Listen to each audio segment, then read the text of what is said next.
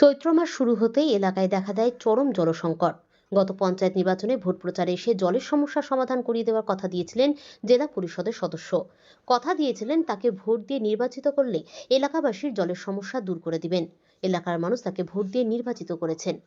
যেমন কথা তেমন কাজ। শুক্রবার হরিশ্চন্দ্রপুর ১ নম্বর ব্লকের ১২ গ্রাম পঞ্চায়েতের গহিলা গ্রামে ফিতা কেটে সাবমার্সিবলের শিলান্যাস করলেন জেলা পরিষদে কৃষি সেচ ও সমবায় কর্মাধ্যক্ষ রবিউল ইসলাম।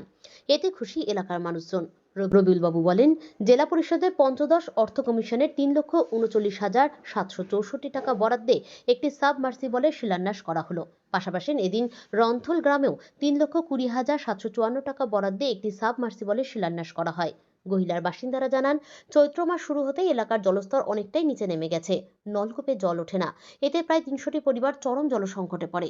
প্রায় ২ কিলোমিটার দূরে স্বরূপগঞ্জ ও খরবা এলাকা থেকে জল নিয়ে আসতে হয় তাদের।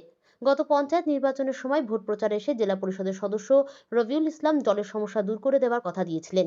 এলাকাবাসীকে দেওয়ার কথা রাখলেন সে। তবে এতে অনেকটাই জলের সমস্যা দূর হবে। কিলোমিটার রাস্তা হেঁটে যেতাম জল আনতে। সব থেকে আমাদের এই বৈশাখ মাস পড়তে পড়তে আমাদের বেশি জলের কষ্ট, মানে সবারই এই মাসটা পড়তে পড়তে। প্রায় কতটি পরিবারে আপনি এই জলকষ্টে ভুগতেন? প্রায় 400। বলছি, কতদিন ধরে আপনাদের এই সমস্যা? প্রায় অনেক বছর, প্রায় অনেক বছর। বলছি, এই সমস্যার সমাধান হলো কি আপনাদের? হ্যাঁ হলো। কিভাবে সমাধান হলো? জল আছে জেলা পরিষদের থেকে জল জেলোতে। আপনাদের পাড়াতে কি সাবমার্সিবল বসানোর ব্যবস্থা করেছে? হ্যাঁ, কে বসেছিল আপনার পাড়াতে? রবিউল ইসলাম। আপনার নাম? বলছি, এই যে আপনাদের পাড়ায় এখন পরিশুদ্ধ জল পাবেন, আমরা কতটা খুশি? আমরা অনেক খুশি পেয়েছি জল পেয়ে।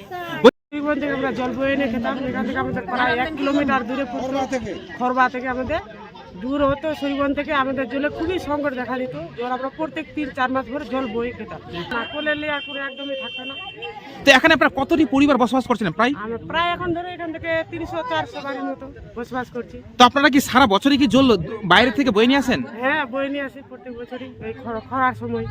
আমি ২০২৩ পঞ্চায়েত নির্বাচনে যখন দাঁড়াই, যখন ভোট চাইতে এসেছিলাম এই এলাকায়, তো এখানে অনেক জায়গায় পাটের জমি, রাস্তাঘাটেরও সেরকম একটা পরিবেশ পরিস্থিতি ছিল না।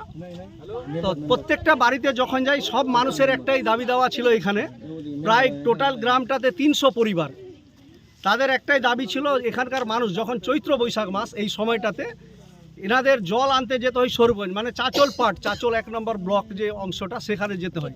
মানে এতটা জলের এখানে সমস্যা ছিল। মনের মধ্যে তখনই স্থির করেছিলাম, যদি আমি জনগণের দোয়া আশীর্বাদ নিয়ে মালদা জেলা পরিষদের সদস্য হিসাবে নির্বাচিত হই, তাহলে প্রথম অবস্থায় এই গহিলা মানুষের জন্য, এটা অত্যন্ত মানে গ্রামীণ রুরাল এরিয়া এবং এসসি অধ্যুষিত এলাকা, মানে সমস্তটা এখানে কিন্তু শিডিউল ক্লাস মানুষ বসবাস করে। তো প্রথমেই আমার টার্গেট ছিল যে যদি আমি জিতে যাই, ফার্স্ট পদক্ষেপ নিয়ে কিন্তু প্রথম যা কাজ হবে, এখানে কিন্তু গহিলার এই মাটিতে, এখানে বিশাল বড় একটা মাঠ আছে এবং এখানে সব খেটে খাওয়া মেহনতি গরিব মানুষ এরা বসবাস করে।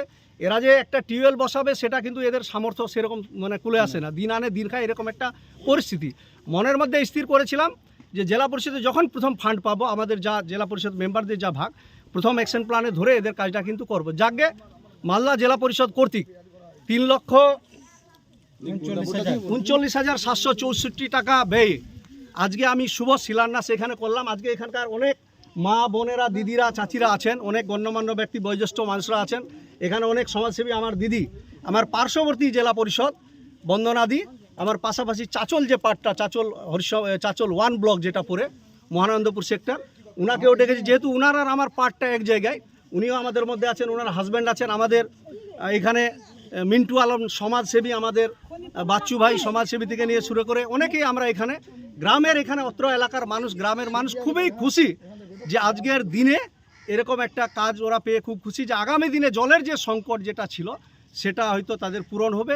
হয়তো নিশ্চয়ই আজ জেলা পরিষদের মেম্বার হিসাবে এখন আমি কতটা করতে পেরেছি সেটা ওনারাই বলতে পারবেন। আমি ওনাদের পাশে আছি, ওনাদের পাশে থাকবো। যখন এই বিপদ আপদ যে কোনো বিষয়ে যতটা আমার দিক দিয়ে আমি কিন্তু ওনাদের হেল্প করব।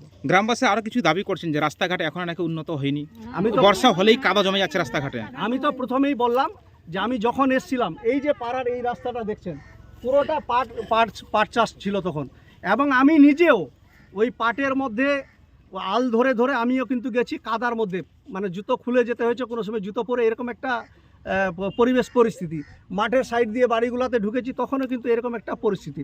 নিশ্চয়ই আমার দিক দিয়ে যতটা সম্ভব, আজকে হয়তো প্রথম এই সময়ের মধ্যে একটা দিয়েছি, আগামী তো নিশ্চয়ই সেগুলো আমি চেষ্টা করব যথাসাধ্য যতটা হয় আমার দিক দিয়ে জেলা পরিষদের পক্ষ থেকে আমি করে যাবো। গ্রামবাসীরা লাইটেরও দাবি করছেন যে সন্ধ্যা হলেই অন্ধকার ঢুকে যাচ্ছে হ্যাঁ, গ্রামে। এখানে অনেক পূজার্চনা অনুষ্ঠান হয়, এখানে মেলা টেলাও বসে এই সেক্টরটাতে।